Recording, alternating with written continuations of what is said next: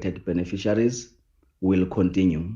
If you are a SASSA beneficiary and you did not receive your payment this month or the previous months, we appeal to you to visit your nearest SASSA local office to update your personal details. To this now, the Western Cape is bracing for another storm this weekend with heavy rain predicted. A yellow level 4 warning for disruptive rain has been issued by the South African Weather Service.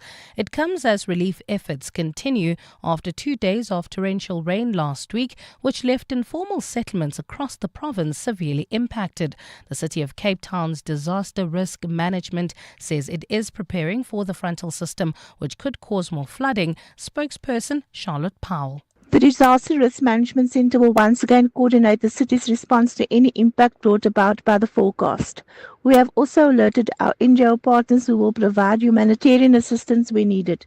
We ask that residents please address any issues on their properties to mitigate the risk of localised flooding. And in Australia, government has cancelled the visa of American hip-hop star Kanye West over his song glorifying Nazi leader Adolf Hitler. The rapper released the song across social media and music streaming platforms in May. The Foreign Affairs Ministry in Australia says a song promoting that sort of Nazism is unwanted in the country. It says while previous offensive comments made by West had not affected his visa status, officials revisited his status after the song's release. Gold is trading at $3,336.52 an ounce. The rand is at 17.69 to the dollar, 24.22 to the pound, 20.83 to the euro, and Brent crude oil is at $67.11 a barrel. Traffic in Linwood, roadworks causing about a 2-hour delay on the N1 South from Sturenfo all the way to Linwood Road, and in Durban, deep road report, bumper-to-bumper traffic on Randfontein Road between Corlett and Milestalker. It's a partly cloudy afternoon in Gauteng today. Temperatures have peaked at highs of between 19 and 20 degrees.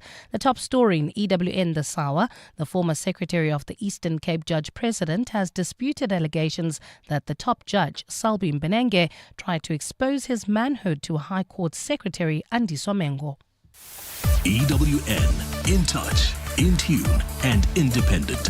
For the latest, visit ewn.co.za or download the EWN app. Choose the 8 kilometer for those walking strong, the 6.7 kilometer in honor of Mandela Month, or the 4 kilometer for families and first timers in 702's Walk the Talk. Tickets on primemediaplus.com. 702. Live On the Prime Media Plus app. DSTV channel 856 92.7 and 106 FM. Let's walk the talk.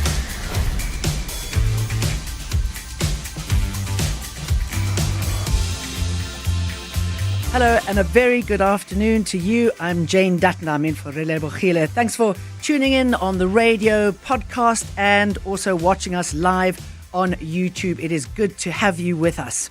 Are you a helicopter parent? Well, your parents, helicopter parents. Do you oversee every detail of your child's life? Do you run the tuck shop? Do you volunteer as class mum? Do you live vicariously through their wins and their meltdowns? Or are you more hands-off, letting them figure things out, fail, and find their own path? So I'd love to hear from you, psychologists, parents, somebody who wants to be a parent, a kid who's had a hands-on or hands-off parent. Is there a right way to parent? Or does it all depend on the child, the family, and just the moment? I mean, okay, here's my deliberation. I can't even draw an egg, but my kids are wildly creative. Their last school didn't really have a great art teacher, and they stopped drawing altogether. Should I push? Should I encourage? Should I leave them alone? I look at my parents. What if my parents had pushed me into playing golf? And I say that because when I was 12 years old, I picked up a golf club with my aunt, and Gary Player's trainer, coach, came up to my aunt and said, "I'll turn her into a pro in 6 months." Did we carry on with golf? No. Did my parents push me? No. And let's go Mbenenge here, should we? Where do cultural values sit here? Let's talk about how we support, guide, push, or pull back without losing our kids or ourselves. In the finance feature at the bottom of the hour, it's all about the conversations we need to have with our aging parents. If you a sandwich generation when you're providing for your kids and your parents, how do you get that balance? And at 2 p.m, the masterclass is on smart living, how technology is transforming modern homes Is smart living still a luxury, or is it becoming mainstream? Have you invested in this? I want to hear from you on all of these topics. You know what to do. Give us a call on 011 883 0702. You can tweet me at Radio 702 using the hashtag 702 Afternoons. You can email us on 702afternoons at 702.co.za. You can WhatsApp me on 072 702 1702. I hope you're good with numbers. SMS us 31702. You can also message us on YouTube. For more about 702, Go to primemediaplus.com. So this is what got me thinking about this topic today. I dropped my kids off at the tennis court, and of course part of me dreams that one of them, they're twins, will be playing in a full orchestra, playing the cello, another on the tennis court, me on the sidelines in a stunning pair of sunglasses, cheering them on as we travel the world. Okay, so the one has no interest in classical music, and I don't think tennis is the top talent for the other one who's playing tennis at the moment. So how different am I from my parents? And I was just having a giggle in the car. When I was playing, we used to live at the Vaal River, and when I was playing squash, I was quite good at playing squash, and I kept on winning all these competitions, and my mum leant over the glass thing and she said, "Jane, can you lose the next game? We need to go home." And are you that sort of parent, or are you at the pool every single day shouting at your kids, "Come on, you can do it, you can be better"? I really want to hear from you. I also want you to listen to what Rebecca Fox has to say on TikTok about this type of parenting, helicopter parenting. Helicopter parenting is one of the most damaging styles of parenting that a child can be subjected to. I'm a psychotherapist and I specialise in healing from trauma. Now, this style of parenting is characterised by parents who are overly involved in a child's life and don't allow that child to make decisions. That parent will make all of the decisions for the child growing up. Now, this is very damaging mentally and emotionally for a child, and what it does is it removes their sense of self. It doesn't allow them to develop their own identity. Because their whole life has been orchestrated by that parent, they lose the ability to actually think and make decisions. This also makes them overly reliant on that parent, and going forward, they don't want to make any mistakes because they don't know how to deal with failure. They're so used to their parents making all of the decisions for them, they don't have the confidence to go out there and try new things. Now, this also creates a lot of anxiety. It will create depression because that child, when they grow up, is going to struggle to get into a long-term relationship because they're constantly going back to that helicopter parent to tell them how to move forward in the relationship. Relationships never work when there's parents who are heavily involved in how that relationship needs to mature and manifest. What do you think of that? Do you agree with what Rebecca Fox has to say? I mean, I think, okay, I'm in my 50s.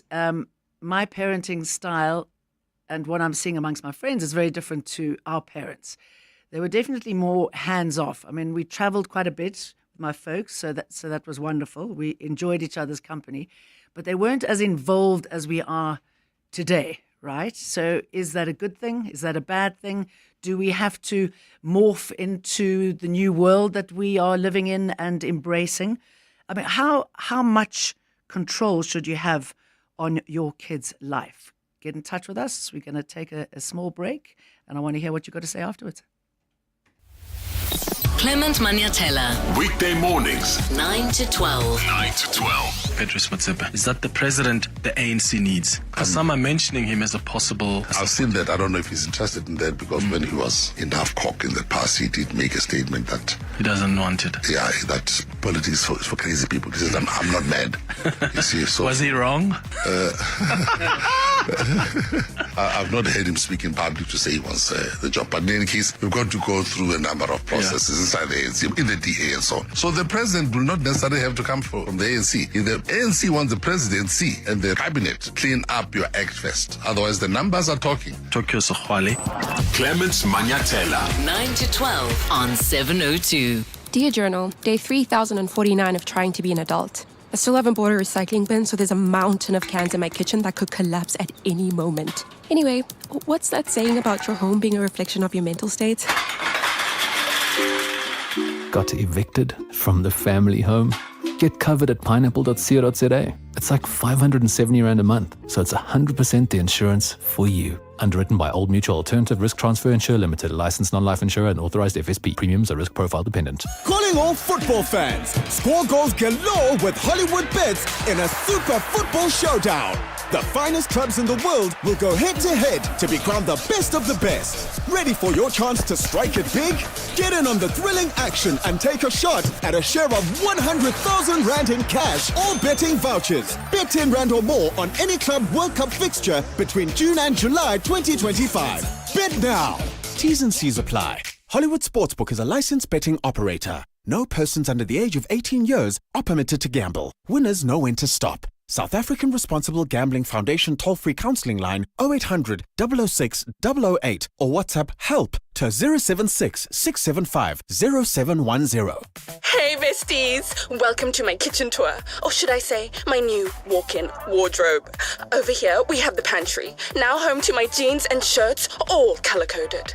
Oh, and the air fryer, literally the perfect place for my makeup brushes. And who would have thought the oven is the place to store my handbags? Who needs a kitchen? Simply spend 200 Rand or more and you could win Simply Asia for a year. T's and C's apply. Simply Asia, connecting the Thai way. The Money Show. Weekday evenings at 6. On the next Money Show, Gerrie Fourie, Capitec Bank's outgoing CEO, joins us as this week's shapeshifter. The Stellenbosch-based banker has expertise in twisted like pretzels over the definition of unemployment as it currently stands. Also, business unusual and the consumer ninja. Then, analysis of all of your top business news of the day. The Money Show on 702. Let's walk the talk. The Money Show with Stephen Curtis is brought to you by Absa Corporate and Investment Bank, a leading Pan-African bank and proud sponsor of the African Blockchain Report 2024. Absa is an authorized FSP and registered credit provider. 702. Let's walk the talk on 92.7 and 106 FM. Oh, I've just got a message or seen a message from Heidi saying, we are toasting here in Europe. I clocked 41 degrees Celsius on the thermometer yesterday. I've got a friend who is in Spain who's absolutely dying. I gather Wimbledon is cooking. It's the hottest Wimbledon on record. Anyway, the opposite is true for us here in Johannesburg, where it's a rather chilly day. Now, we're talking about parenting styles and how involved should parents really be. Were your parents hands-on? How do you plan to parent one day? Let's listen to this voice note about helicopter parenting. Afternoon, 702 Linders. I've just listened to the clip by Rebecca, but I just feel like it's she's more focusing on the negative side thing of being a helicopter parent, because as much as there are disadvantages of that, but giving your kids too much freedom also, there's also disadvantage to that. So it's more like a bit of balance for me. As I'm saying, on her clip, she's more focusing on the negative side of things for a helicopter parent. So yeah, I'm on 50-50 about it. Casey from the South. Cheers. Thanks, Casey. It's a hard one, isn't it? I mean, how do you know what is too much? There's a balanced approach that's out there. It's called the lighthouse parent. And psychologist Dr. Kenneth Ginsberg suggests being a lighthouse parent, a steady presence guiding children, not steering every move. You're always there to help them see the rocks, but you don't row the boat for them. But how do you learn how to do that? I mean, I thought I'd be a strict parent, and I'm not. I thought I'd be a disciplinarian of note, and I'm not. And I can't really force myself. And I see that, I mean, they've tried everything. They've tried karate, every kind of sport. And, after a couple of months, they're like, meh. And, how much do you push them? Because you don't want to push them away. But say, for example, going back to sport, I mean, so many of those kids who do well are the ones that were encouraged by their parents to go out and be better. I mean, what is that? I'd love to know more about the sort of language that we should be using that encourages our children to do well. I mean, even, when it comes to their schoolwork, one is a little, works like I do and sort of rather scattered, but all comes together at the end. And as far as I'm concerned, I really want my kids just to be happy at school, and I don't want them to fail. I was talking to Nisa Ali here. She's in the office, and she was saying the exact same thing. It's as long as the kid passes and doesn't fail and is happy. But should we be pushing them more? I mean, maybe we don't know. Maybe they don't know how good they can be at something unless the parent pushes them on. Tini says, in my opinion, leave the child to do what she likes, not what I like as a parent. Otherwise, the child will lose focus and direction because she's doing it to satisfy me and not myself, not herself. I mean, there are lots of parents who are doctors, for example, and they insist that their kids are doctors too, or that they follow in their footsteps. My kids the other day, I saw them, I've mentioned to you before that they're twins, and I walked into their room separately and they were doing something about careers, and they were both, without having conferred with each other, were doing something about being a journalist. And I was quite proud because I was like, oh, because, when you say, oh, I had a really good day today, this is what happened, or I interviewed so-and-so, they're at that age, they were a bit like meh, but maybe not put off too much by what it is that I do. And I think, going to work, going to the gym, or helping out in a charity, you are leading by example when it comes to your children, isn't it? And they see that, and they see the positive in that. I want you to listen to what Mark Roberts has to say. He has got a friend whose parent really oversees every single thing that he does.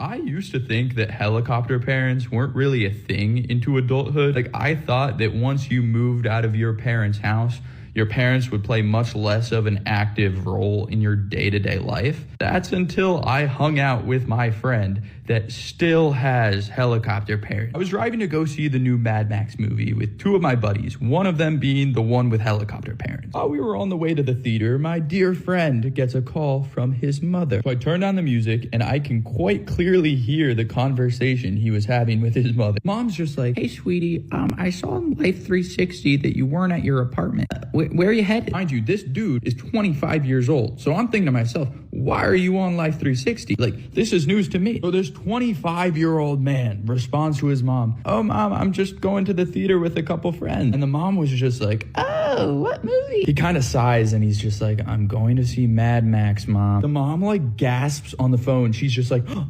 that's violent. He's just like, yes, Mom, I know it's violent. I'm 25 years old. And as soon as he said that, I looked at my other friend, and we giggled. Okay, that's quite extreme, right? Are you that parent? Do you still oversee everything that your kids do in their 20s or 30s? I'd love to hear from you. Let's play a voice note from Chivas about their kids and their experience. Hi, Jane. Interesting topic. I've got two kids, and they are miles apart. They're completely different. My daughter, on one hand, is super academic, and what I did with her was I gave her free rein, and I said to her, at the end of the year, please, can you deliver an average like this? And if you fail to deliver this average, then I'm going to have to be attending to your work a lot more. But if you deliver this, you can do whatever it is you want to do with reason. Mm-hmm. And with my son, on the other hand, I have to follow up with homework. I have to do things a little bit slower, but he is an absolute sportsman. That man can play anything. Yeah. So I've told him he can choose whatever sport he wants to play, and I would support him all the way. But I just need him to also focus on certain aspects academically. So, completely different. So there's no handbook because our children all have different personalities and different strengths. Ralph here in Boksburg. Thanks for that. Yes, there is no handbook, is there? I mean, we can hear from those who are involved in parenting and who've studied psychology, psychiatrists, what it is that they think we should do, and speak to those in the education department about the best way to go. I mean, I quite like to take the soft approach and encourage them, and just hope that they find some kind of a determination. I mean, I'm quite competitive, and maybe that'll just come through and help them on their way. We got a caller on the line, Noel from Pretoria. Noel, good afternoon. Tell us about your experience. Good day to you. Yeah, I had an overbearing mother from the day I was born, and I was seen as a little mommy's boy, and she continually interfered in my life and my children's lives up until the day she died. And it actually got so bad that I actually took a call where I actually cut all my ties with my mother, because it was the only way I could actually stop her interference in her helicoptering. And did you ever speak to her about it before stopping the calls? And what did she say? Well, that was just her makeup, and that was just who she was. And how did it make you feel, having experienced this? No, it's actually quite sad, because nothing I could do was ever good enough for her with my children, my holidays, my home. There was always a problem with something that she complained about, and it was just this continual interference. And it got to the point where I didn't see her for the 3 years before she died, and I don't miss one day of her life. Gosh, that's very sad, isn't it? So what would your advice be? I mean, I would assume that you chose a different route. Yeah, I would say to anyone that is in a set of similar circumstances, at a very early point in time in life, you need to actually put your foot down and say enough is enough. But you've always got this continual expectation of respecting your parents, and they are your parents. And then, we live to have our parents, and now gone, and I miss my dad terribly. But at a point in time, you can only take so much, and you can't take any more. So, if there is anyone else out there that has got a similar circumstances, I've been there. I've got the T-shirt, I've got the medals, and I've got the bullet marks. It's not a pleasant ride. Oh, well, I'm sorry that it was that unpleasant, and I really appreciate you sharing your story with us, Noel from Pretoria. Thank you. All right, we've got another caller on the line, Lulama from Woodmead, about parenting is a journey. It certainly is, isn't it? Good afternoon. Yeah, absolutely. Hello, Jane. So initially I found, you have children, and then initially I was pretty much parenting from my own parents' style of parenting without completely realizing it. And then you get a bit of pushback from kids. I have now adult children, though, 30, 22, and 19. Two boys, and my youngest 19 is a girl. And then with time, then I realized, you get a bit of pushback, because I was parenting from my parents' age, like from the times where I grew up, without even realizing it. And then with time, the children give you feedback. And then the moment I started to parent from my own comfort and my own children with my own vision, then did I really start enjoying parenting, and also just fulfilling, being able to feed and satisfy my own children as individuals. But it was quite a journey.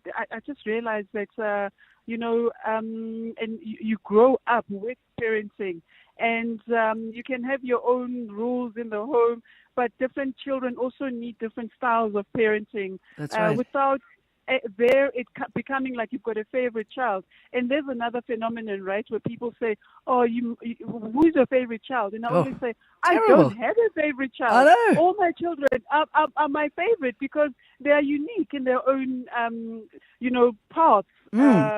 I've got twins, sorry, and the one is so much more sociable. So she always comes and goes, "Hi, Mom, how's your day at work?" And the other one goes, "You prefer her?" And I go, "No, she just spends more time with me." Precisely, right?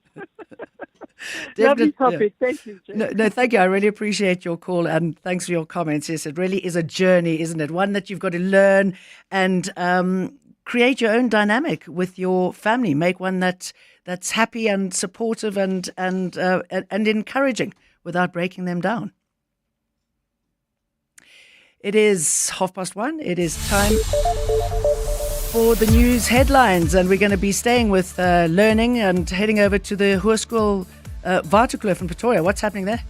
Thanks, Jane. Good afternoon. Well, some parents of learners at Hoërskool Waterkloof in Pretoria are calling for the principal's reinstatement while serious allegations continue to loom over him. Chris Dennison was temporarily removed from his post last year and is currently the subject of an ongoing disciplinary process. The Gauteng Education Department says the action taken against him follows claims of improper conduct. The former secretary of the Eastern Cape Judge President has disputed allegations that the top judge tried to expose his manhood to High Court Secretary Andiswa Mengo. Zinhle Nqayi is testifying before the Judicial Conduct Tribunal, which is sitting in Sandton today, where she is being probed on the events of the 14th of November 2022. Mengo, who accuses Judge Salbi Mbenenge of making unwanted sexual advances towards her, alleges that the Judge President requested that she perform a sexual act on him on the day in question. And the South African Social Security Agency has threatened to suspend grant payments to beneficiaries who fail to disclose all their sources of income. Last month, SASSA identified close to 210,000 grant recipients who did not communicate their earnings. Those are the headlines. This EWN and more at 2 or as it happens. EWN Traffic. Well, at this hour in Linwood, we still have slow-moving traffic that's heading towards the mainland area. Roadworks causing about an hour delay. That's on the N1 South between Sturmville and Linwood Road, while in Durban Deep Roodepoort, we've got bumper traffic. Randfontein Road between Collet Avenue and Miles Stalker. If you're heading into the Joburg CBD coming from the Rivoli area, traffic is a bit sluggish. That's in Amalgam on Main Reef Road between Nasrec and the M2. And look out for those faulty traffic lights in Rand Park Ridge at Bayers Nokia and the N1 North. If you come across any other traffic issues, please SMS us on 31702. We are also on X at EWN Traffic. There's more EWN on air, online, and on the EWN app. Bongani Bingwa, 702 Breakfast. Weekday mornings, 6 to 9. The criminal trial of Sean Diddy Combs has essentially come to a close as the jury deliberates now on the charges. Dr. Sithole, a verdict might be out later today. Will he walk? I don't think it's going to work. There is a verdict on 4 counts, whether he's guilty or not. I can't see him walking on all of them. Definitely not. And that's why maybe the jury is hung on this first charge of racketeering, because that can put him to life imprisonment. We'll keep an eye on that story, Dr. Sipho Sithole. Bongani Bingwa, 6 to 9. On 702. Winter's here, and so the season's hottest deals, whether you powering through early mornings or cozying up on cold nights, Takealot is your one-stop winter shop for heaters, appliances, winter skincare and everyday essentials. Shop smart, stay warm, and make winter your season with Takealot. If you want to know about the heart and art of jazz, look no further than the Standard Bank Joy of Jazz Festival, a grand ensemble of over 50 world-class acts across 4 stages for 3 whole days. That's right, from the 26th, 27th and 28th of September. The Sandton Convention Centre will be demure and sophisticated as the fine Standard Bank Joy of Jazz 2025 takes you deep into the heart, the art and splendour of jazz. Take me there. Book your seat via Ticketmaster now. Checkers XXL Savings is on with the XXL Jackpot competition. New week, new deals, new jackpot. This week, save on Jacob's Gold or Kroning Instant Coffee, 200 or 230 grams for $139.99 each. And Nivea Shower Gel or Cream 500 mils, any 2 for 120 Rand. Remember, simply buy any 3 participating products, swipe your extra savings card and get a scratch card to enter the competition. Deals valid until Sunday at Checkers. Nedbank Business Ignite on 702 is looking for a small business owner that talks a big game and delivers even bigger results. So if you're a small business that consistently dares to innovate, expand and better your bottom line, you could walk away with 200,000 Rand cash and a 200,000 Rand advertising package. So enter on igniteyourbusiness.co.za. Then every day this week from 6 a.m., catch 702 Breakfast with Bongani Bingwa to find out if you're a finalist in Nedbank Business Ignite on 702. T's and C's apply. Nedbank, an authorized FSP and registered credit provider. Join us. Let's walk the talk. This is 702. Good afternoon to you. We've been talking about parenting styles, and I've got a couple of voice notes for you to listen to. Hi, Jane. Sarah from RDBS Sport. My kids are old now, 37 and 30. But you try to do your best, and, you know, that one shows that one wants to play football, and so you attend the matches when you can, in between work. Daughter, ballet, swimming, this, that, but you can't, you just let them be, choose where they want to be, but they do need guidance without being a helicopter parent. Goodness, in my day we were just thrown into the world and, you know, made the best of it. I was never mollycoddled at all. So I think helicopter parenting is a no-no. But be aware of what they do, what they want to do, not what you want them to do. I think that's the important thing. Okay, bye. Sarah from RDBS Sport. Hi, this is Chrissy. I would like to say to the previous caller that said he cut his mum off and because of interference and all those things and stopped speaking to his mum. I'm in the same position. The only thing I can say to him is that he's really got the medal.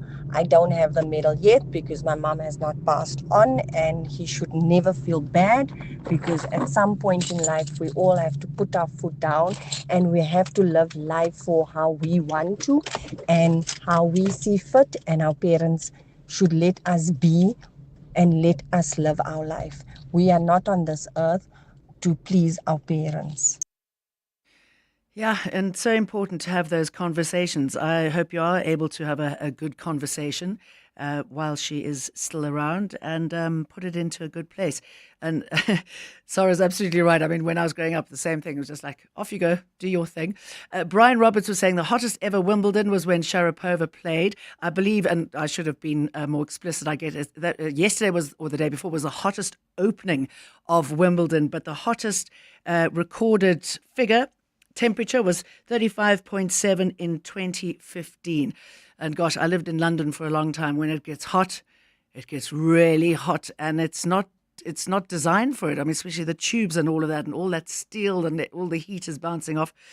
It's rather painful. All right, in the finance feature, we're going to be talking about the balancing act many South Africans face today, caring for aging parents while raising children of their own. It's called the sandwich generation.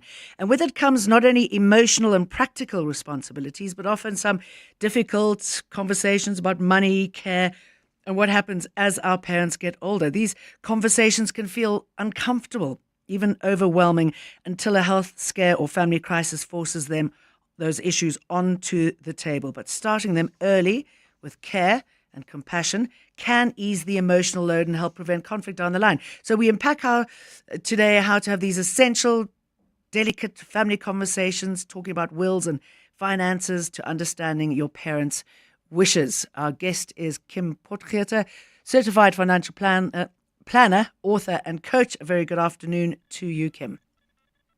Hi, Jane. Thank you very much for having me. Tell us more about the sandwich generation. What does it look like? Who are they? Well, it's more and more of people now sitting in their 50s who have children of their own and have parents that are still alive. So basically the way we're seeing more and more of this happening is because, as we know, people are living much longer. So we've got our parents living, maybe well into their 90s. And at the same time, we now have our children becoming adults. So we're sitting in a bit of this, as we're calling it, sandwich, but we're sitting in between and having three generations.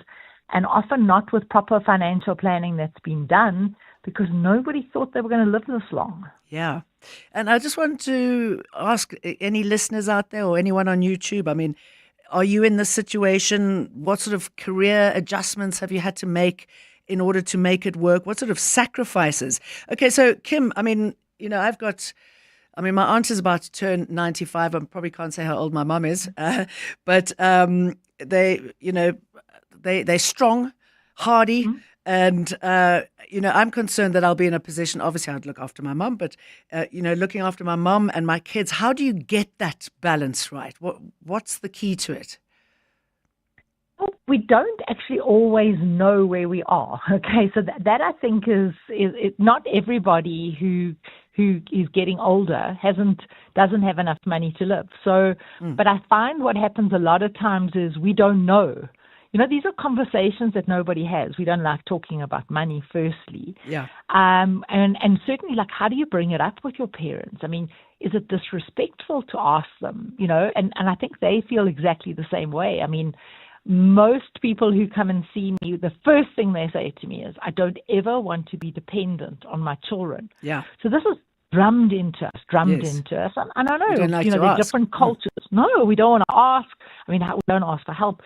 And so there's a whole lot of pride that goes with it. So the reason that I think, you say, how do we get ourselves into this? The reason that we get into it is because we don't talk about it. Yeah. And if money was something a little bit, we felt more comfortable to talk about it, it wouldn't feel like it was such a shameful topic. So how do you become comfortable with talking about money and this topic? Well, that's not so easy. Okay, so and you're in the business. It's hard even for you. I'm in the business, like everything. I mean, I'm in the business. It's easy for me to talk to my clients because I'm not emotionally connected.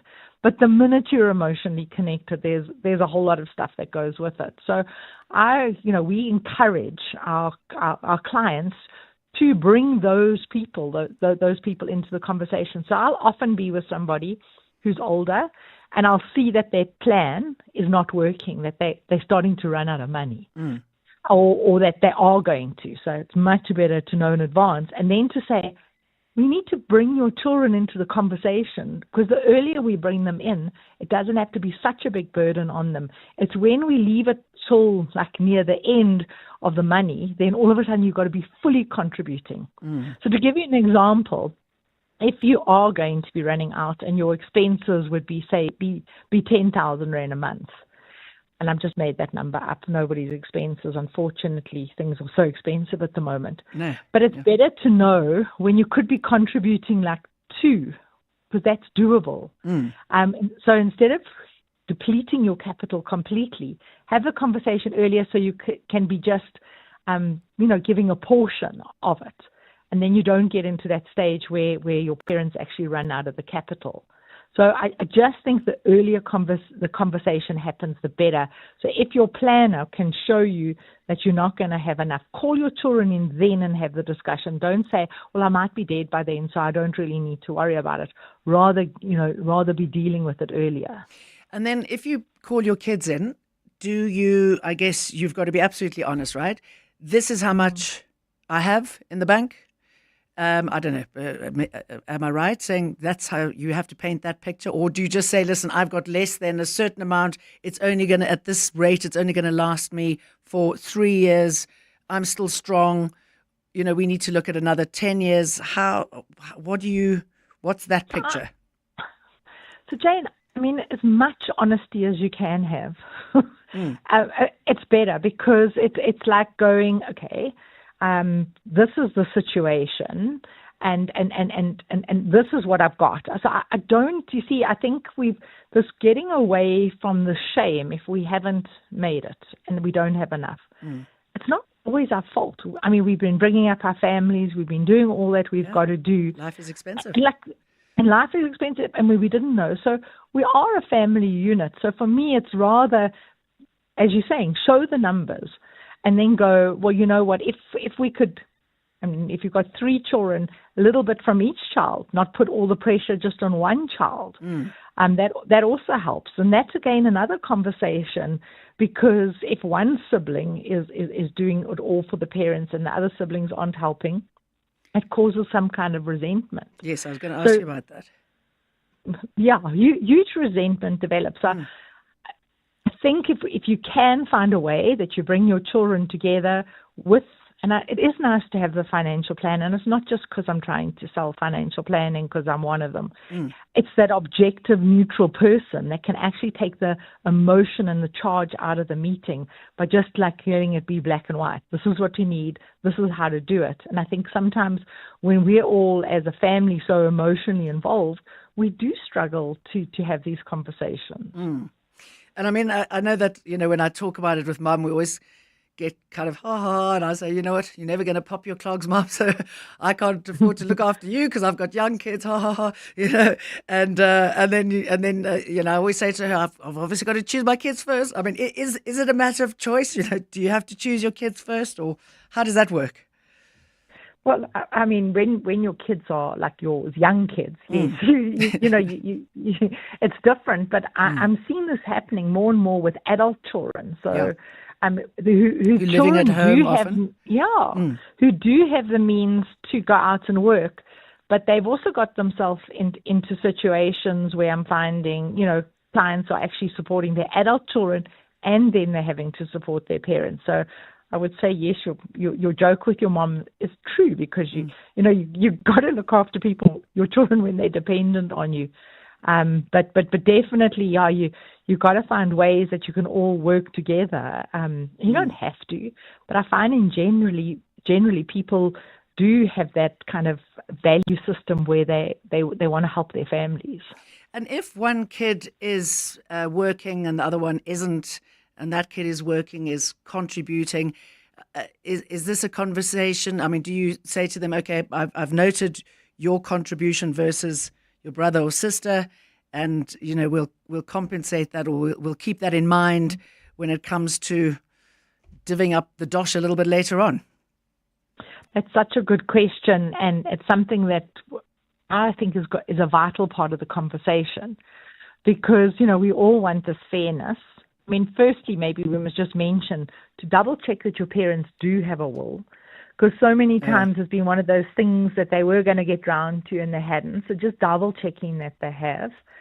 And then coming back to what you're saying, if you have supported your parents, like I'll see people buying their parents a property because it's easier early on to get them a property, then their capital that they've got can just provide them with an income every month.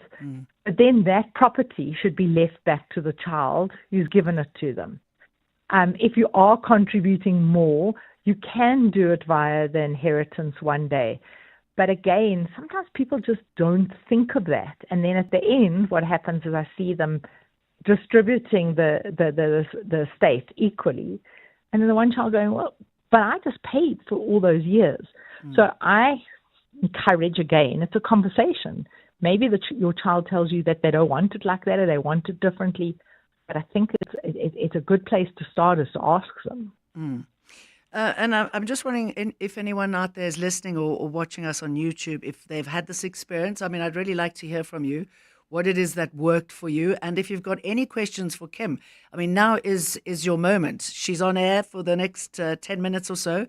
So if you've got any concerns about looking after your parents, looking after your kids, and the best way to do it, do get in touch with us now. You can WhatsApp us on 072 702 1702, and you can also call us on 011 883 0702.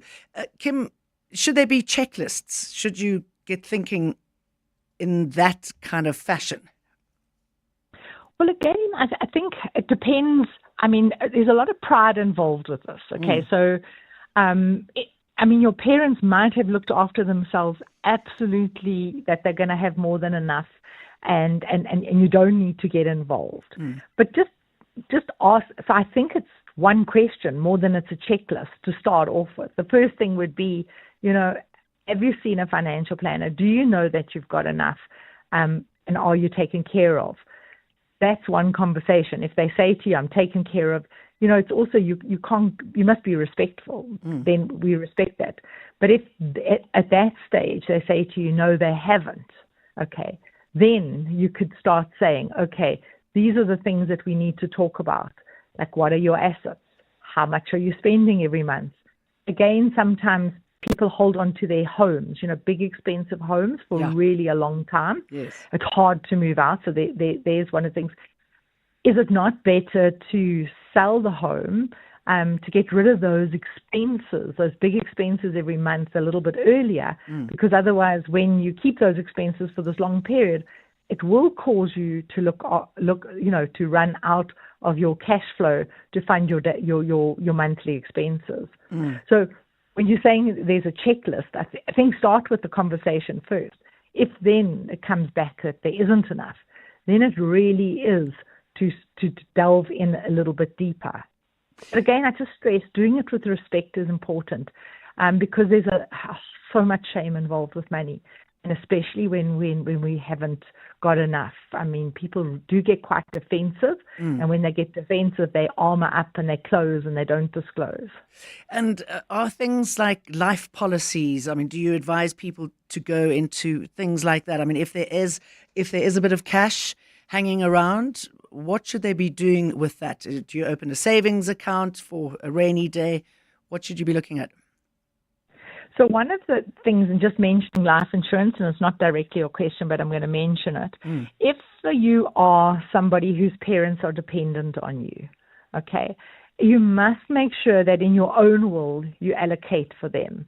And often that can be a life insurance policy that you've got, that you bequeath to your parents, so that if something happened to you, they would be able to live. Okay, so that wasn't your question. But when you look at what your parents have got, and that's why you can't just have a superficial kind of conversation. You need to actually look at the nuts and bolts. Yeah. And actually see, because sometimes what's happened as we get older, we get so conservative, so we keep our money in bank accounts, so that they're not keeping up with inflation. So it's making sure that what they have got is also in the right investment that is actually getting a return to keep up with inflation. So you need to be looking at it. There are not many life insurance that you've got anymore, Jane, that have any financial, any cash in them. Because what happens now with most of the new life insurance policies, and maybe some of the old ones, there was a bit of a cash value, but it's not normally very substantial anyway. Yeah. Okay, so what's a better alternative other than putting it in the markets and putting it into something that's making you money? Definitely for you, if you look at your parents, check that it's beating inflation. If it's not beating inflation, then get it into a unit trust investment. I mean, from a reputable planner or investment company that gets you the right return. And then there's many discussions that people have around if they do have living annuities, whether they should have guaranteed annuities or whether they should have living annuities. A guaranteed annuity is the annuity that pays you for the rest of your life, and then that's a set amount. So again, it's all on case by case that you need to sit down and work out which is the best way of doing it. But there isn't a magic wand. And I can't say to you, this is the path you must follow, because it's case by case, depending what the people have got. But often what I see is them staying in their homes that are costing them way too much, and that's depleting their actual cash flow. Because it's really important that you get your spending down when you get older, that the spending's coming down. Because remember, there's a reallocation, and then that's with medical expenses. So if your parents aren't on a medical aid, making sure you get them onto a medical aid, because that can often be a huge expense for you that you hadn't thought of. Even if you're paying the medical aid for them, it's way better than them not being on a medical aid at all. I mean, I was looking at my life policy, and when it's, in about 20 years' time, I'll have to mortgage my house to pay it. It goes up. So, it's just crazy. And having a home, as you know, the older the home, the more money it costs you. You've got to put so much into its upkeep. Mochadisi says, at what age do you have this conversation with parents? At retirement or 70? Yeah, so I think as early as retirement, if you could. To keep these kind of conversations flowing. And when I say flowing. I mean, even when you've got younger children and then you've got your parents, to make it a conversation that you can have. So for most people, it's such a taboo conversation, so that they don't bring it up. It's like kind of secret. So if you can, when they're retiring, go, well, there's some decisions we need to be made. Have you got a financial planner? Do you know how long your money is going to last? Have you taken care of it properly in that way? Because at this beginning stages, when we're in our early 60s, people have got choices where they can work a little bit longer if they go and find other work. And I think people do think that they can retire too early, and then often now with this living longer, there's a problem. So I would say, no, 70, I would be doing it way younger when they're doing their retirement planning, so that if they need to work an extra 10 years or 5 years, that makes a massive difference to how long their money is going to last. So I would start those discussions earlier. I know every family is different, but I mean, is there a magic figure? So for my kids, I should be thinking of putting a certain amount of money aside every month, or, being able to accumulate a certain amount of money by the time they're 18. And if my parents are going to keep living in another 5 years, I mean, how is there a number? Jane, there's absolutely not a number, because it is so vastly different. As I'm saying, we don't know. Our parents might be really fine. I mean, the another conversation that we have a lot with older people that that have got more than they're going to use in their lifetime. It's sometimes where they feel that they would like to gift it generously in their lifetime by doing trips with their children, or potentially paying for school fees just to take some of the burden off their children, with it. So there's two sides to it. So there would never be a number, because no two people live the same way. No two people spend the same. Unfortunately, there isn't any. We all love to have those little neat boxes with magic formulas, but this one is an individual conversation where we actually just are brave enough, and I'm saying brave enough, to have the conversation. So when you want to have the conversation, don't do it in a way where you are pointing fingers or anything like that. No. Try and find a way that's in a space where it's conversation, so that they don't close up and they don't feel like they're being judged. What's the challenge when it comes to, say, cultural stigmas? I know that it's difficult for people to talk. And how does this change? Well, I mean, that is such a difficult thing, because we all have different expectations in our cultures. So for some of the cultures, it is an expectation that you will be looked after. You've basically looked after me. I've looked after you your whole life, and now the expectation is that you're going to look after me. So that, again, is done on an individual basis, where I think you're keeping the conversations open enough that you can ask, if that is the expectation, then how do we make sure that it's going to work, and how do we make sure that it's equally spread across all children? Okay, I mean, Kim, we're running out of time, sadly, but if somebody wants to get in touch with you, how do they go about that? So my company's called Chartered Wealth Solutions. They can contact me at Chartered Wealth Solutions.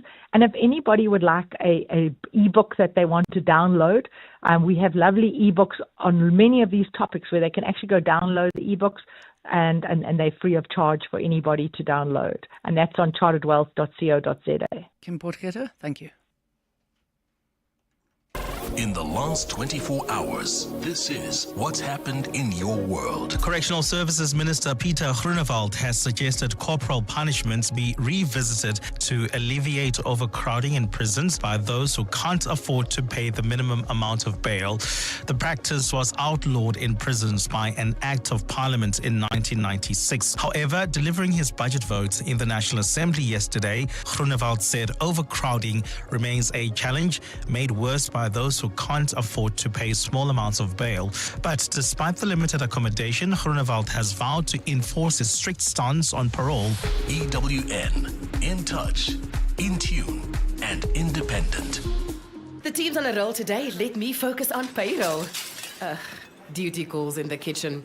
That's why I have a business insurer that is agile and on the ball all the time on all things. I chose My Way Business Insurance, getting 24/7 emergency service and saving on my premiums, plus My Business Assist to handle my admin. Visit myway.co.za or dial 0860 64 64 64 and get a quote today. My Way is a licensed non-life insurer and FSP. T's, C's and standard rates apply. My Way. Live your way. We spend a lot of time looking for deals, but we don't invest the same time in our health. Your health buys you more time with the people you love. So who are you staying healthy for, and how can you improve your health?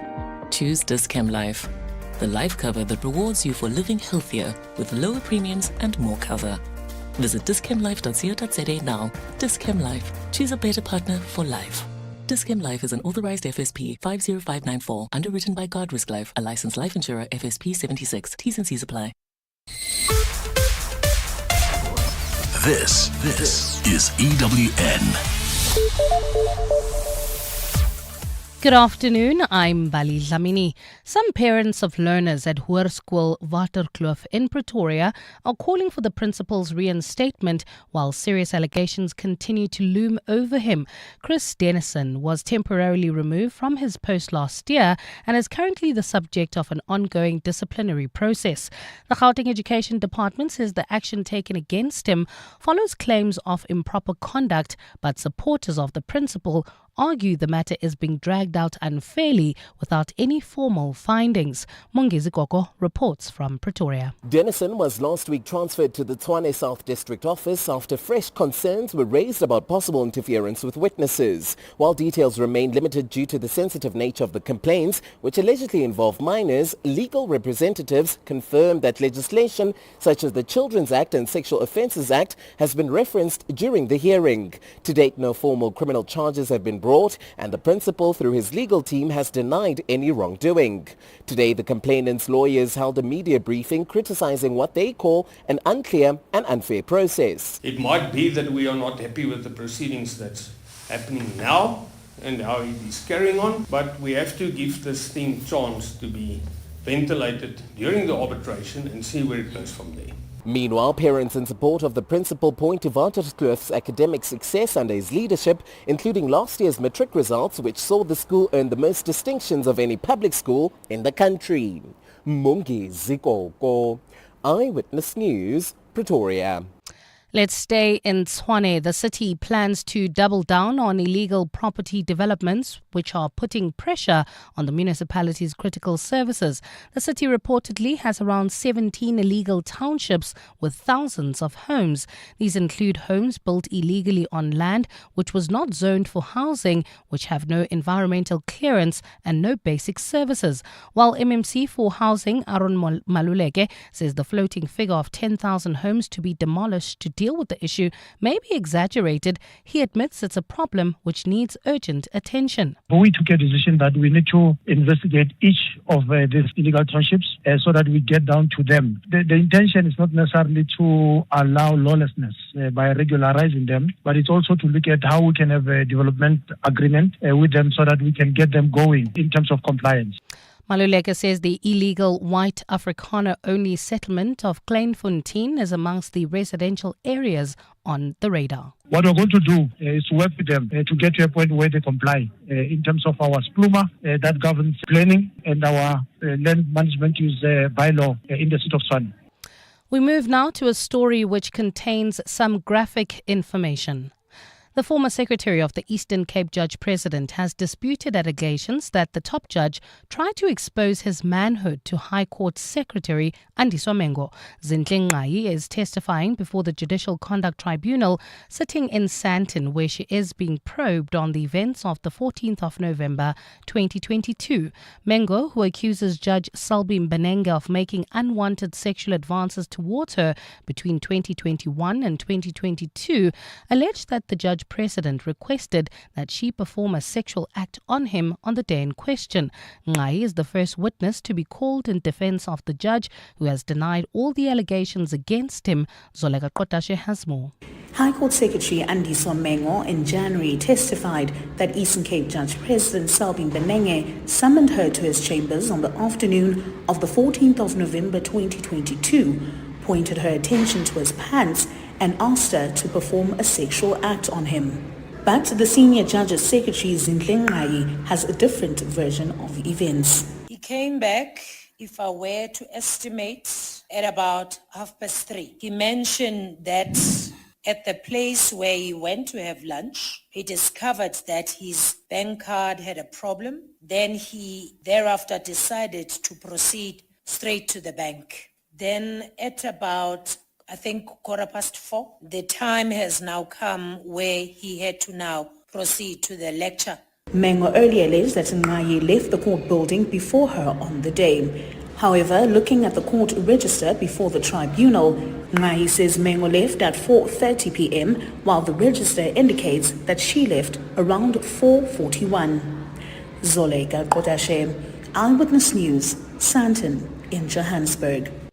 To this now, the South African Social Security Agency has threatened to suspend grant payments to beneficiaries who fail to disclose all of their sources of income. Last month, SASSA identified close to 210,000 grant recipients who did not communicate their earnings. The agency says it is still reviewing beneficiaries suspected of having alternative sources of income. SASSA spokesperson Andile Jona explains that they have made arrangements for additional pay dates for individuals who have been placed under review. As we begin the payment cycle for July, SASSA would like to advise that the review of social grants for targeted beneficiaries will continue. If you are a SASSA beneficiary and you did not receive your payment this month or the previous months, we appeal to you to visit your nearest SASSA local office to update your personal details. And in Australia, government has cancelled the visa of American hip-hop star Kanye West over his song glorifying Nazi leader Adolf Hitler. The rapper released the song across social media and music streaming platforms in May this year. The Foreign Affairs Ministry says a song promoting that sort of Nazism is unwanted in Australia. It says while previous offensive comments made by West had not affected his visa status, officials revisited his status after the song's release. Gold is trading at $3,336.58 an ounce. The rand is at 17.69 to the dollar, 24.23 to the pound, 20.87 to the euro, and Brent crude oil is at $67.11 a barrel. In Lynnwood, we can still expect about an hour delay due to roadworks. That's on the N1 southbound between Storenville and Lynnwood Road. Amalgam heading into the Joburg CBD, traffic sluggish on Main Reef Road between Nasrec Road and the M2. And then in the Honeydew, Cosmo City area, there's slow-moving traffic on Malibongo Drive between South Africa Drive and Witkoppen. It's a partly cloudy afternoon in Gauteng today. Temperatures have peaked at highs of between 19 and 20 degrees. The top story in EWN. Some parents of learners at Hoërskool Waterkloof in Pretoria are calling for the principal's reinstatement while serious allegations continue to loom over him. EWN, in touch, in tune and independent. For the latest, visit ewn.co.za or download the EWN app. What are the matters that matter to you? 702 listens. 702. Live. On the Prime Media Plus app. DSTV channel 856. 92.7. And 106 FM. Let's walk the talk.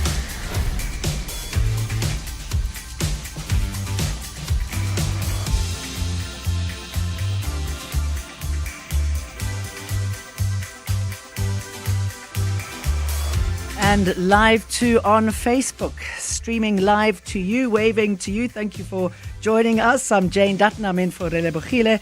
And to you listening to us on the radio and the podcast, it's very good to have you with us. We were talking about parenting styles in the last hour. Are you a helicopter parent, somebody who controls and oversees everything that your kid does and shouts at them from the sidelines to go and kill the world? Or are you somebody like me who's a little bit more relaxed and a bit like, oh, I hope you're happy and that everything goes well for you? And then we're also talking about money and about being a sandwich parent, the person who looks after your parents as well as your children and the tricks around there. So it was very good to get all your voice notes, and you can keep them coming in, because we're going to be talking about the times and of our lives that are just changing so fast, and talking about fast, it is already July, can you believe it? So from the moment we wake up to the moment we go to sleep, technology is quietly reshaping our homes, making them more efficient, more secure, and more responsive to our needs. It is time now for today's masterclass. 702 Masterclass. The masterclass with Relebogile Mabotja is brought to you by Decorettes Joburg, Africa's premier decor and design expo. And we're going to be exploring how cutting-edge technology is transforming modern homes, from smart appliances to energy management, home automation, and even how AI is finding its way into our living spaces. So I want to find out from you, are there any tasks you fully automated in your home? Do you trust AI to manage things like security, lighting, or energy? How ahead of the curve are you here? And is it possible to even keep up with the curve? Things are changing so quickly, aren't they? All the time. So I'd love to hear from you. Just remember, our phone numbers are 011 883 0702. You can tweet me at Radio 702 using the hashtag 702 Afternoons. You can email me on 702afternoons at 702.co.za, or WhatsApp me on 072 702 1702. You can also send WhatsApp voice notes, and we'll play those. You can also SMS me briefly on 31702, and also send a message on the YouTube homepage if you are watching us through that. My guests on this masterclass of Smart Living is Nishan Pillay, an academic of digital transformation space, and Relebogile, Managing Director of Techroid Solutions. A very good afternoon to both of you. Good afternoon, Jane. Afternoon, Jane. Hi, Nishan. Lesedi, let's start off with you. When we talk about, and let's start basic, when we talk about a smart home, what exactly is that? Okay. Thank you very much for the opportunity, Jane. So smartphone, we necessarily speak about appliances that you have in your house. It could be laptop, could be your stove, it could be your fridge, right? Mm-hmm. That consumes energy, right? So smart home technology is integration around. Oh, is that a smart home intervention there? Okay, can you hear me now? Yeah, we can. We can. Go ahead. Okay, thank you. Yeah, so it has a long chain, right, from your systems, energy monitoring, and the devices themselves, right? But in order for you to, necessarily understand how the ecosystem works, it's all about, how automation works with devices and integration to like the likes of your mobile phone that you can use to control everything in your home. Yeah. Mm. Nishan, do you want to add to that? What are you seeing? So I think, a smart home is really about the customer. It's the user, it's me and you. And so I think the idea of smart home, or the evolving of smart home, has been around a technology they call Internet of Things, which is this idea that, your fridge traditionally wasn't ever connected to the internet, or, your kettle or your doorbell. And so now things that were in your home for a while are now connected to the internet. And what are the possibilities of that? That integration and that syncing of those appliances together. So smart home really is around for me, it's around the efficiencies it brings to the users of that house by connecting things we wouldn't have thought could be connected to the internet. So if that's called a smart home, I wonder what you call a home full of smart people. Smart home. Maybe with a lot of books in it, James. There's a lot of books in it. Integrated books. Nishan, so tell us what's out there. There's so many things like Alexa, Google Home, Apple Home Kit. What are we seeing from the lights that are out there to the appliances that we can have access to? So Jane, I must tell you, I love this topic. It's real because I'm not just speaking from a point of theory. I've had a smart home and an integrated home for a few years now. So I've experimented as the technology has gotten to the mainstream. And so you find that Android is probably the leader, at least locally, in terms of integrating tech and smart homes, because I think it allows the platform is open to a lot of third-party integrations, which means you can connect a lot into it compared to Apple. So the two big ones are Apple and Android. And so what is out there at the very basic level, you've got your lights that you can adjust via your cell phone, to the point where your fridge can order groceries if it senses that it's missing milk, and so it can tie in and order groceries. Or you can control your sound via your voice, or you can pause your Netflix as you're watching with your voice. So there's a range of solutions, and ultimately it builds on being connected on the internet and sitting on a platform. So Android is simply a platform where that integrations happen. But as an example, if you have a maker fridge, whether it be LG or whether it be Samsung, that has a platform. And so a lot of the smart homes do depend on what platform you choose to integrate and get the value from. And Lesedi, what are you seeing? How smart is your home? Now, what I have in my house is just a smart TV. I've had Alexa, but I haven't implemented it because it doesn't support most of the appliances, especially in South Africa. It has been being implemented in South Africa. So once they are ready to implement locally, I'll be able to use Alexa. And yeah, I also have the smart lighting, where if it's like 6 p.m., I control it, just light the lights, and then if it's in the morning 6 a.m., the lights just switch off. Yeah, that's what I have currently. Okay, let's go back to that fridge, because that absolutely fascinates me. So say you're short of milk, Nishan. How does it? I mean, what does it do? So it alerts you that we've got a shortage of milk. Does it get through to Pick and Pay or Checkers or Woolies or whoever you fancy? What's the next step?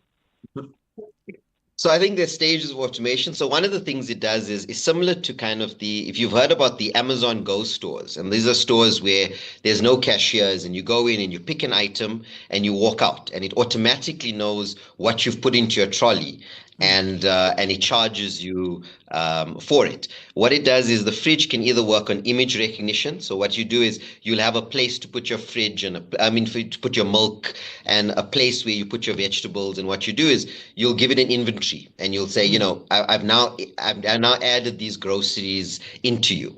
And what it does is it either uses weight or it uses image recognition to know actually you're low on these quantities. And so what it can do is it can display the missing items. So it goes, you need these things because this is what you put in the beginning of the month, and now you have, by the middle of the month, you've reduced, and this is what you need. But what you can also do is you can tie it into an automation or smart workflow. And so the minute your milk gets below a certain point, it can trigger a routine. I don't want to use too many, because when you live in the tech world, you can often use words that a lot of people don't necessarily instinctively get. So routines. So dumb it down. I'll give you an how we example of describe it. So I'll give you an example of routine. When I get up in the morning, I've got a Google Home speaker in my bathroom, right? And the speaker is part of an ecosystem of speakers through my house. And what I'll do is I'll go, and I won't say hey and the word because it'll activate my smart systems in my office, but I would say to Google, good morning. That routine goes into its platform, and the minute I say good morning, it kicks into several routines. One is it gives me time of the day, it gives me weather, it tells me how long to get to work. I've also added that it must tell me a funny joke. I like a good smile on my face in the morning. It will tell me any outstanding tasks I have. So if I've put any reminders into over the last, it'll tell me the reminders and perhaps my meetings for the day if I have, and how long it'll take me to get to those meetings. And then it goes into my news report. So there's several Tech Check or CNBC that often have podcasts that they release once a week. It will then play those in order that I want it to. Finally, it'll play Reuters. So this is the routine I've kicked in by simply saying good morning. It kicks into this while I'm shaving, brushing my teeth, etc. And so these are smart workflows. And so you build these, as you use smart, you can build these routines in. And that's how the fridge would work. You'd build a routine in and you could easily API into your Checkers app and place the order. Gosh, I do love the idea of that, because it also focuses you nicely in the morning, for example, if you've got everything set up for you. We've got a caller on the line from Johannesburg, David, who owns a business, and I think you got a question around solar. Hello, David. Hi, good day. Yes, so we're a company that install for both residential and commercial installations. We use a product that is AI-driven. The product for the residential side will learn your load profile and will automatically read the load shedding schedule and understand how much battery capacity you need for a 2-hour or 4-hour load shedding, and automatically charge your battery ahead of a load shedding should you have not enough battery capacity for that determined load shedding. You can also add smart switches onto it. So for excess solar, you can then heat up your geyser with excess solar, or run non-essentials off the excess solar, like your heat pump, your pool pump, your heat pump for your geyser, whatever it might be. For companies, we can also install it so that you can take advantage of the different time of uses. So you can now start arbitraging power.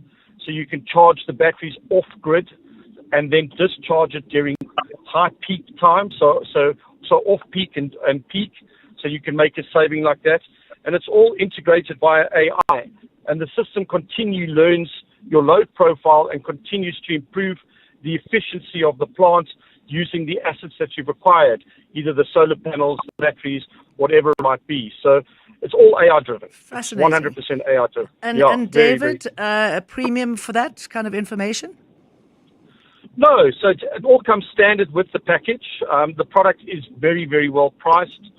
It comes with a 10-year warranty on the batteries and the inverters, far better than what's currently out there with the other products. So they've only got a 5-year warranty, and it's a swap-out warranty. So it's not a carry-in repair warranty, and it all comes standard and part and parcel of the product. So it really it's a very clever system, and for businesses, specifically for business, big commercials, we can save customers thousands, millions in a year just by working cleverly with the time of use, demand charges, so forth. So it's a very, very viable solution for businesses and residential.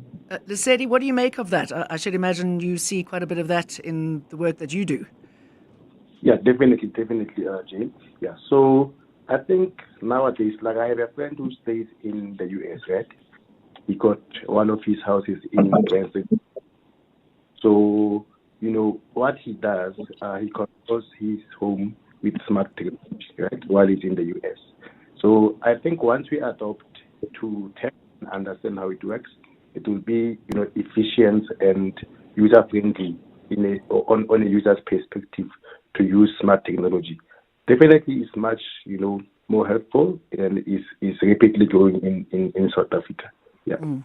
Okay, David, thank you very much for those comments, and it's wonderful to know what's out there and what we have access to. I mean, Nishan, I suppose smart technology in a way can make us a whole lot smarter, right? Once we learn how to control the information that goes into it.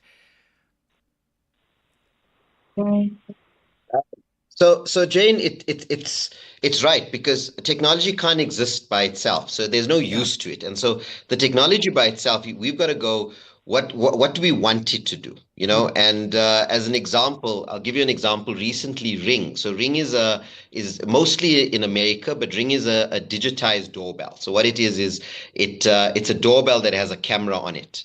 And so in America, it's quite popular. And Ring recently announced that they have AI built into their platform. So what they will do for premium users is that if somebody rings your doorbell, it will automatically identify who it is, and it will send you a message to say, this person is at your door. Now, that's quite interesting because some people would say, well, is that not an invasion? Like what sort of information are they collecting to be able to identify me? While other people might say, I'd love to know before I open my camera and look at it and open the door, Yeah. I'd love for a notification to say, Jane's at the door or Nish is at the door or, that mother-in-law is at the door. You'd love that kind of information. But people have a different view on it. Is it about being too invasive, or does it add value? And ultimately, it's got to be whether it add value. So the previous caller talked about a system that adds value, and that's what you've got to decide is how much is going to add value. Because maybe a fridge that's going to cost you 100,000 rand that simply tells you what's missing in the fridge maybe doesn't add as much value as you'd like. But perhaps speakers that you could say, please play a song for me, and you're anywhere in the house and it plays that song, could be massively valuable to you. Yeah. There's a listener wants to know the name of that fridge. I mean, where do you find these fridges, and how much can you pay? So they are quite expensive. So the fridges that are connected to the internet, and they generally have LED displays on the front of the fridge. I know LG and Samsung, and there's some boutique technology companies that are working on it. Those fridges, they are going to be very expensive. So you'd look at probably close to 100 or 200,000 rand for a fridge that will tell you what's missing in it. The capability is there, and the question is whether, any new technology is massively expensive. I remember when I started experimenting in the space, it was expensive to buy my first Google speakers. But as time went by, an Xbox had it integrated as part of its console. So now I had it integrated as part of the tech I was buying. And so now the price point has dropped significantly to be able to automate. Little NFC tags that can enable some of this automation. Sometimes 5 rand for a little sticker. So the price has come down, but it's almost separating the trend from what is functional in your life and what will become useful for you. Nico from Polokwane, I hope that answers the question about the fridge. And Lesedi, Nick also wanted to know about the TV. You were talking about the smart TV, but I think what you were saying was that maybe it's not smart enough. You could definitely go smarter. What direction would you go? Okay, I would say, Android is the best when it comes to smart TV. So there's like basic stuff like, your Netflix, but you need to integrate it with your Gmail account so that you can have access to all of those. So the smartest of the television is more around, asking, let's say, Netflix which series you want to watch at that stage, or you could easily go to, any other channel and, use your voice to access the channel that you want to watch at that stage. So it's more around activities that we have currently that we use. And Ngor says, smart technology to help me to be more efficient with energy or to improve security is absolutely a necessity. But a smart fridge is an absolute waste of money and promotes laziness. Just check what you need yourself, stand up and go and buy it. He's got a good point, hasn't he? Do you think the smart technology starts to make us lazy? Do we start relying on this technology when in actual fact we should be doing it ourselves? Jane, there was... Oh, sorry. No, go ahead. Oh, okay. I was saying that, recent research came out that said that, use of ChatGPT, like generative AI, can actually make us dumber. And I think the question is about what skill do you need to experiment now that'll become a norm in the future. So I believe it is necessary to experiment with technology in your home.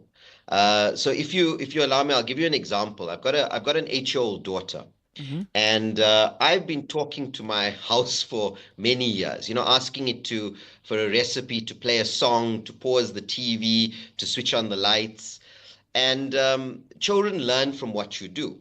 And the other day I was at gym, and my Spotify account, the song I was listening to, completely changed.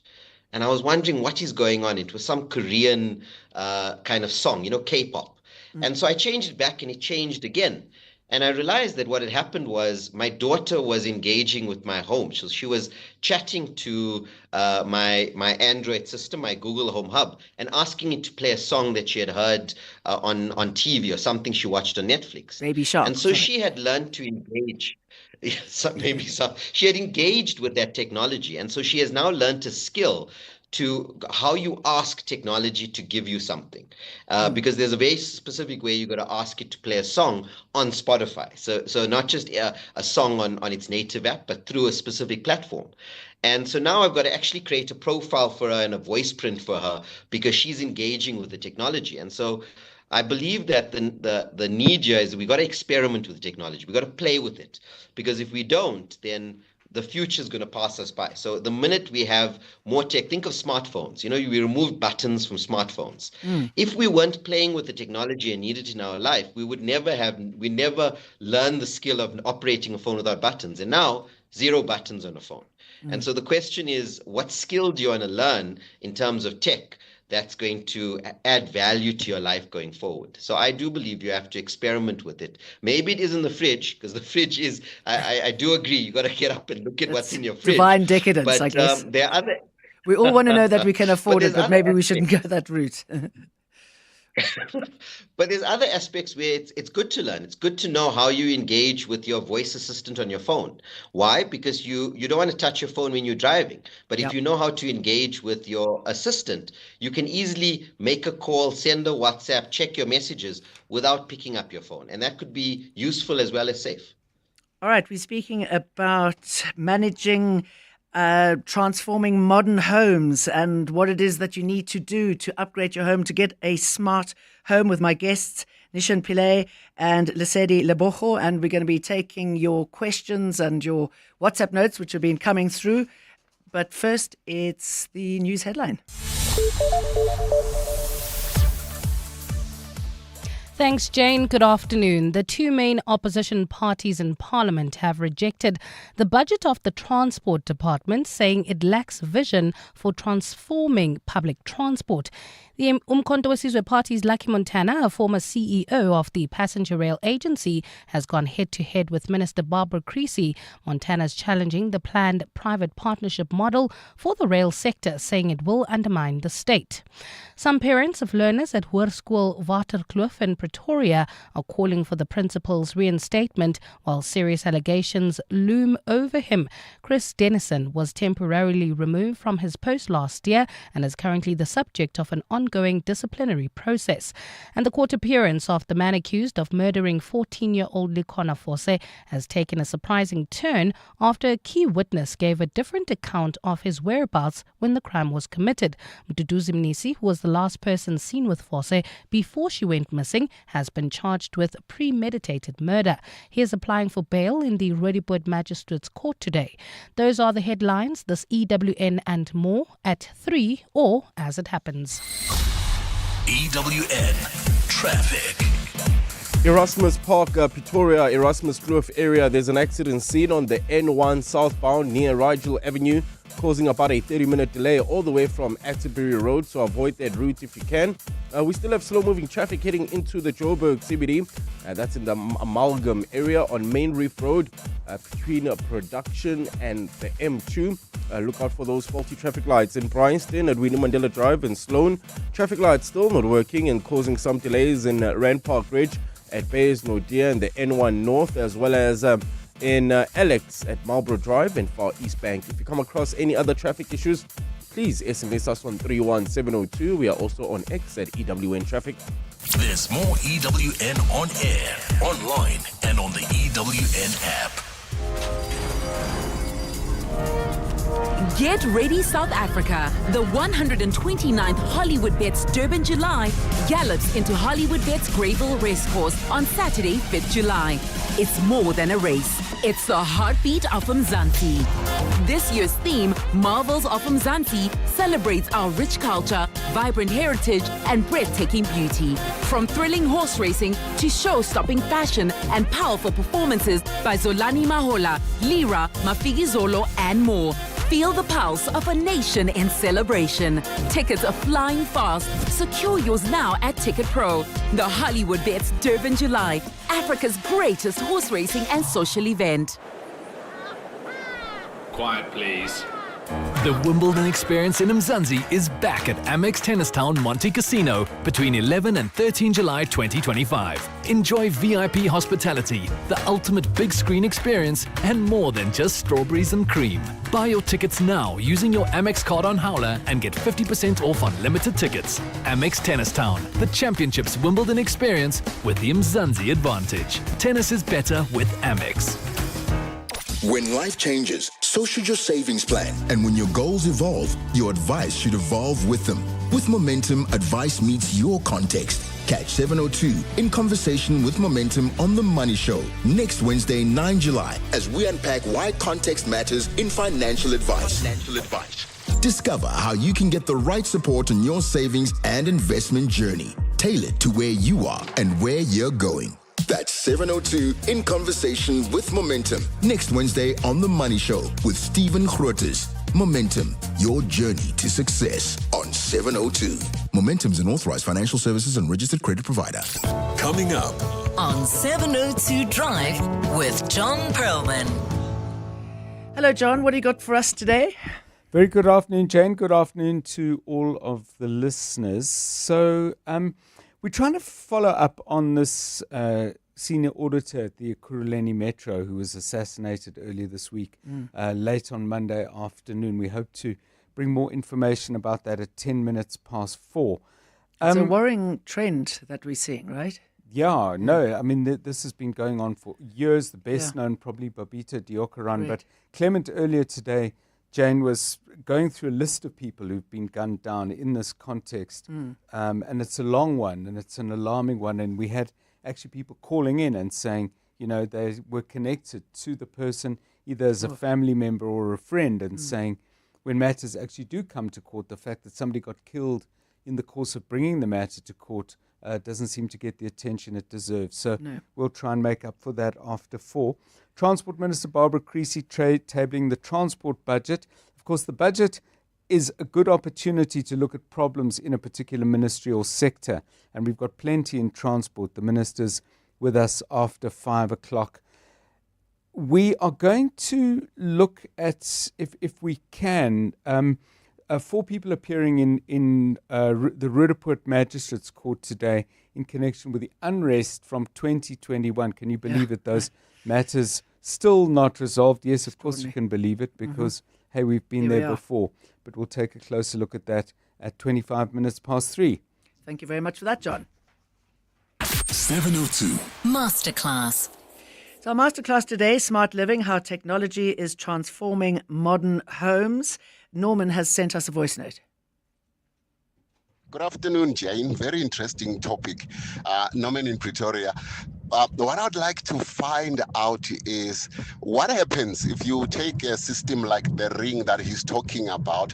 What happens then when the authorities come and say, we would love to have access to this system, so that if your system recognizes the most wanted murderer that the police have been chasing, and it says that this person is outside the door at XYZ address, we want to be able to get that information immediately from your system and then be able to act. Would the company that runs the system have the right to say no, or does the country just basically make a rule and a law that then makes it impossible for them to say no? Nishan, seeing as you brought up that doorbell, would you like to answer that? Thanks, Jane. I'm having a good smile because it is often with technology, the fear is the first thing that comes up, right? Like what happens with our data? And it was an interesting case. I mean, ultimately, it's about trust. And so the question is, the brands you're engaging with, do you trust them? So there was a case in America where they had actually asked Apple for data, and Apple had said no. And they went into a court case where the government wanted data. And so the question is, do you trust Ring to be able to protect your data and not use it? So as an example, I always think of, we see those Vumatel towers, with the cameras. Yes. They're all over Johannesburg, and they've got cameras, and they ultimately have some version of AI or software built in where it's image recognition, number plate recognition. And so the question is, do we trust that they are keeping the data for themselves? So as an example, if I wanted to track a cheating partner, can I have access on a prepaid basis to track a number plate and see where it goes around the city? The question is, do you trust that the intention you give your data for is used? So Poppy says the intention, whatever you signed off that data, so you signed off the contract, the intention that you had, it must be used for that. But we know with spam calling, we know, databases and information get shared. And so for me, it always comes down to how much do you trust? I've got a lot of information in the Android ecosystem, but it's because it's given me value. It's given me no reason to doubt it, and I trust it. Whereas other people, it might be a different experience. So for me, it doesn't come down to the T's and C's. It comes down to reputation and trust of the brand that you're engaging with, because they ultimately hold your data. Lesedi, I mean, what sort of research should you do? What should you be looking for when you're buying this type of equipment? What are the red flags? I think what you need to do is to, let's say we're talking Philips that has the technology. You need to, go through their website and research more about the product that they have, because they're the ones who knows more about the product, right? They will tell you, the pros and cons about the product, how efficient the product is, how can the product help you, those kind of things. Yeah. So what I would say, research-based is more into, going through their website to understand specifically what that product have, more information about the product. Yeah. Okay. Somebody has asked how we get in touch with both of you, and we can get that information out just closer to the top of the hour. So we will get onto that. Jackie sent a funny message saying, Gen Z lived dangerously, answering the phone without knowing who's calling and swigging milk from the fridge past its sell-by date. Yeah, you're absolutely right. A message here from Sarana saying, hi, Jane. Currently have about 29 smart devices ranging from air cons, speakers, lights, humidifier, and heaters, but I can never find myself buying a fridge and washing machine. They're not smart enough yet. You still have to put the dishes and laundry in, and that's the hard part. The downside is the subscription costs to many devices. Nishan? It is because, there's a model called platform business model, and platform business models is where, like Android, it's not on the devices where they make their money. They make their money on the platform, which is the software. And so quite often it's a subscription service. So as an example, I don't want ads on my YouTube. I pay for a subscription. I want Spotify to not play with ads. I purchase premium Spotify. And so annuity income is key for a lot of these tech, which is income that is recurring. And so there's a lot of subscriptions for the different services you use. So my advice on the cost is try to pick an ecosystem. Try to find an ecosystem. I've chosen Android. And so as an example, any connector. So I'll buy a dumb TV as an example. I'll buy a standard TV that doesn't have any smart capabilities, and I would buy a media player, an Android media player, and I connect it to the smart TV. To the dumb TV. And what it does is it gives me the functions of a smart TV, but in an Android ecosystem. So I don't have to be on a Samsung ecosystem. At half yeah, exactly. So it's value for money. I wouldn't buy a smart light. What I would do is buy excuse me calling it dumb, but I would buy a dumb light, and I would buy a little switcher that connects to the internet that simply turns the electricity on and off on that light. And so I can talk to my Google ecosystem, and I can switch the light on and off, even though I'm not paying the cost and getting into a different platform of a different lighting system. Okay, let's stick with costs. Lesedi, I mean, how realistic is it for the average South African to adopt smart home solutions? Is there a good way of getting your toe in there? I mean, do you start with plugs? Are there smart plugs? What's your advice? So I would say you would start with, small devices that are affordable. But since, China has a marketplace where you can buy the same product that Samsung is selling, you can also go through that route to say, rather I buy through Alibaba, that, devices that is cheaper than buying from Samsung, which will, they will add more cost in that unnecessary. So I would say, rather you do your research on, which other brands are there that are cheaper that you can go for. And Nishan, if you were to start, I mean, one of the things in my home that drives me absolutely bonkers is plugs. And I've got, one plug and it's got the wire coming out and 4 wires coming out. I can't stand it. It drives me mad. I don't know if there is a smart plug option out there. I mean, is that a good way of starting? Should you start with that kind of framework? Let's get the plugs in. Let's get that talking to the TV. What way? I would say, it always comes down to the value to you, because you could follow a trend and it adds no value to you and it becomes useless in your life. I would find, what is the thing that you want to automate? Is it you don't like putting the light on and off on your bedside table? You want to switch the fountain on outside, but you don't want to walk outside and turn and put on the plug. Do you want to pause your TV? Do you want, find the thing you want. For some people it might, and for a lot of people, friends I've given this advice to, they're coffee machines. So quite often, you don't want to go to the coffee machine, you're groggy in the morning and then have to turn it on and now wait for it. And so you'd like that it comes on at a certain time. And when you go down, it's nice, it's hot, it's perfect drinking temperature and ready to go. And so a lot of people go, okay, I've got this coffee machine, let me buy a smart plug. And then once that plug is smart, or once you've connected that plug to the internet in your platform, you could put on and off times. You can talk to your phone to say switch on the coffee machine, and it will literally switch the electricity on. It will switch on, and you can get these things as cheap as 100 to 150 rand for a Wi-Fi enabled plug. And so it's between your electricity and your device, and it's simply an on and off switch, but it's connected to the internet. And recently, I always like stories, Jane. I'll tell you another one. I was buying bulbs for the house, and my daughter said, I said, what color, cool white or warm white? And she went, rainbow color. I went, okay, but that's not going to work.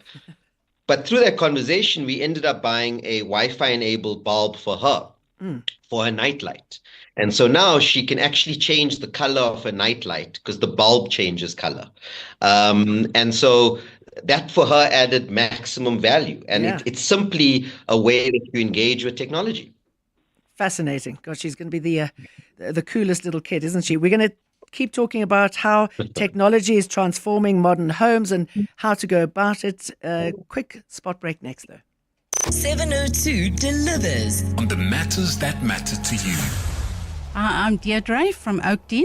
I've probably been listening to 702 for about 40 years. I listen most of the day, and I really can't imagine my life or my day without 702. I'm kept up to date with all the news, and I must say that I personally believe I hear the news before anybody else. When I hear it on 702, nobody else has heard it yet. And I'd just like to say, keep up the good work. Thank you for sharing your thoughts. So we can deliver more on what matters to you. 702 listens. Let's walk the talk. Okay, truck 7, that has 0 warning lights. Truck 8, it's just been serviced. I guess we're running like a well-oiled machine. Where would I be without MyWay's comprehensive cover for my vans and trucks? Plus, cover for my customers' orders with goods and transit insurance. I guess we'll never know. Visit myway.co.za or dial 0860 64 64 64 and get a quote today. MyWay is a licensed non-life insurer and FSP. T's, C's and standard rates apply. MyWay. Live your way. Hey, besties! Welcome to my kitchen tour, or should I say, my new walk-in wardrobe. Over here, we have the pantry, now home to my jeans and shirts, all color-coded. Oh, and the air fryer, literally the perfect place for my makeup brushes. And who would have thought? The oven is the place to store my handbags. Who needs a kitchen? Simply spend 200 Rand or more and you could win Simply Asia for a year. T's and C's apply. Simply Asia, connecting the Thai way. 702 Masterclass. All right, we're talking about how to make your home smart, and there is a question here about home equipment has been very susceptible to lightning damage and expensive to replace. Lesedi, do you want to answer that? That's a problem, isn't it? Yes, it does, affect, us.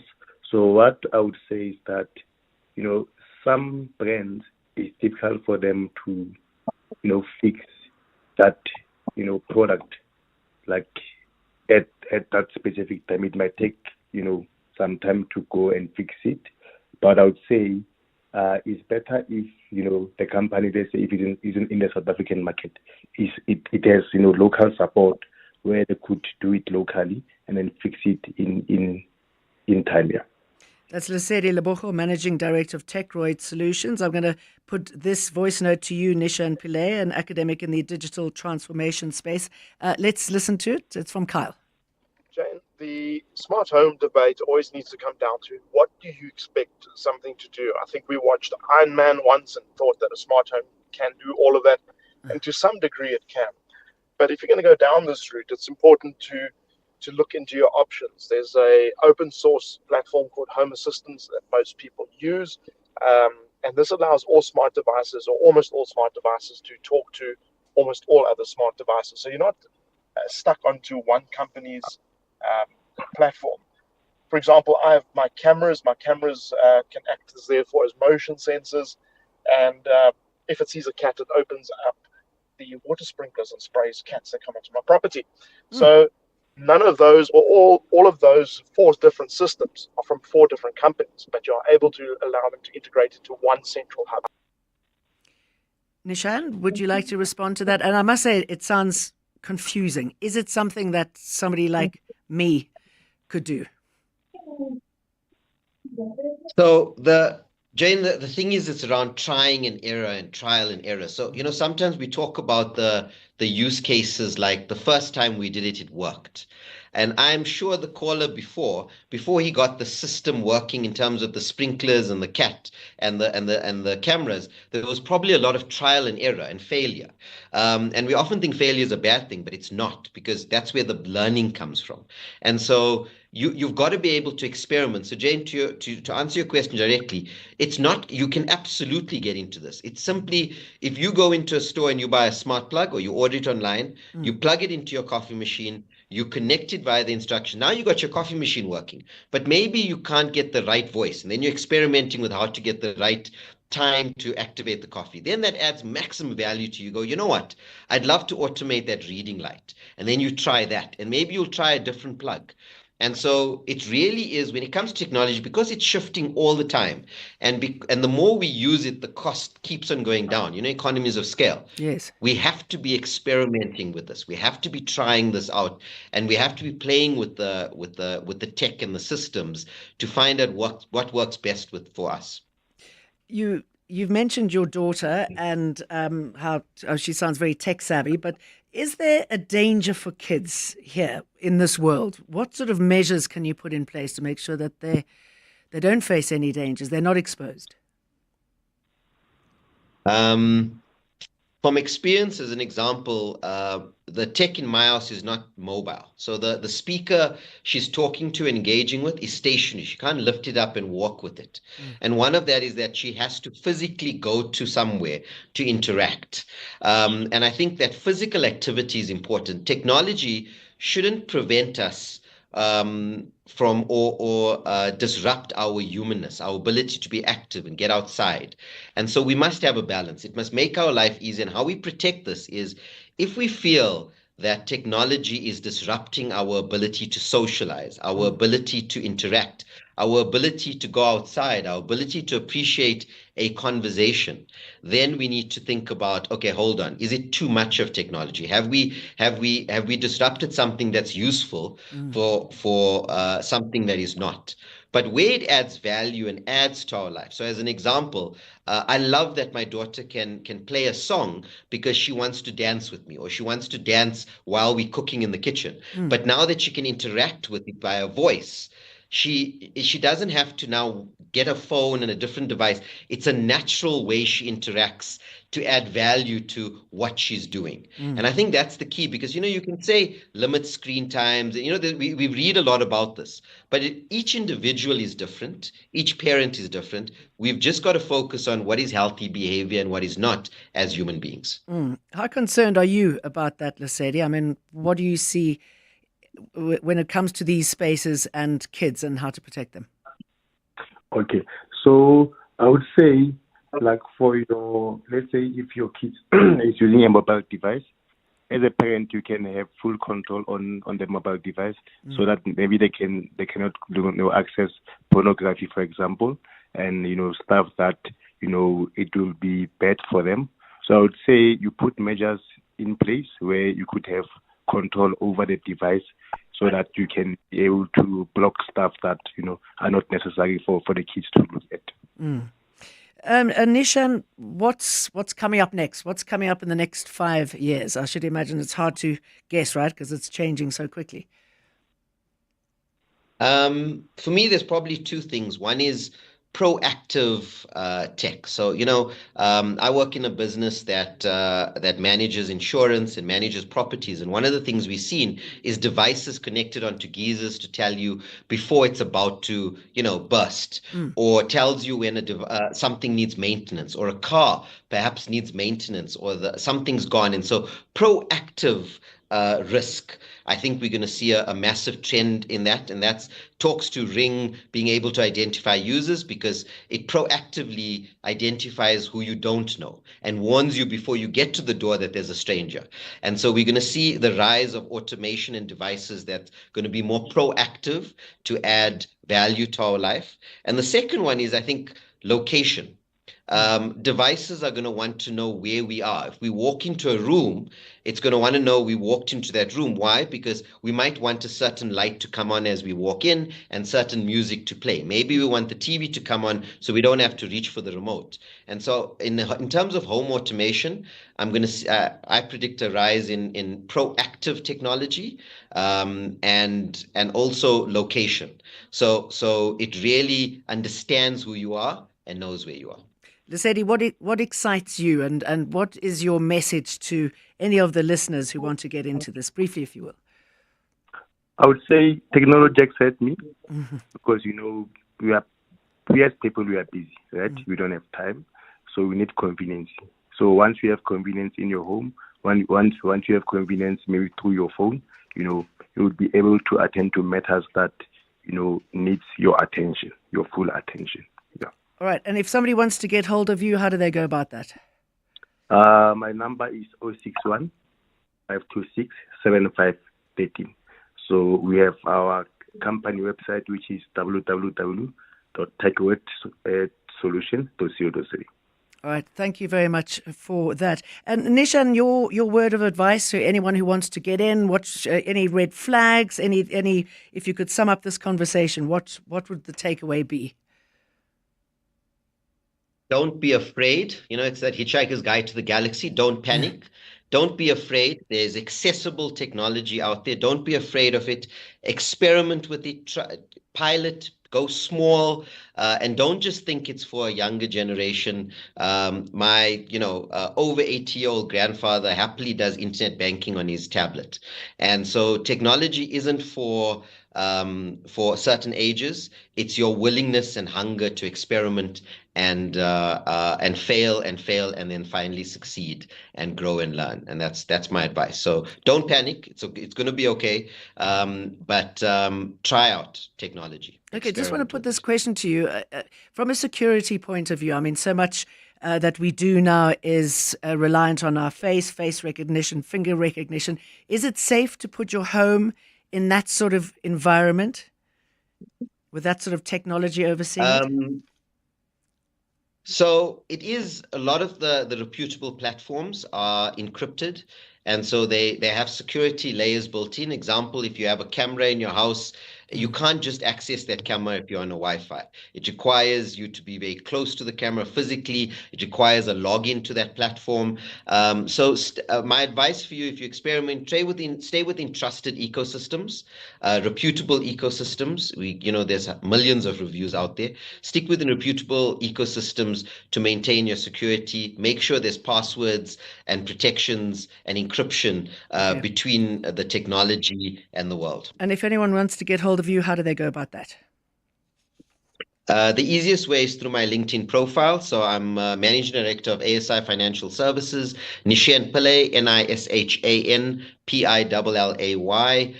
Over LinkedIn, I'm very responsive on direct messages, and you'll also see some of my thought leadership there as well. Nishan Pillay and Relebogile, good to talk to you.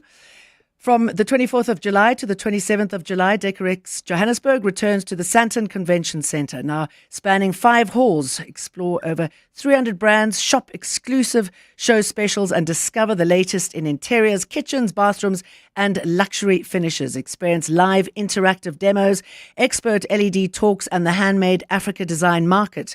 There's something for every style, space, and home. Book your tickets now at decorex.co.za or buy at the door.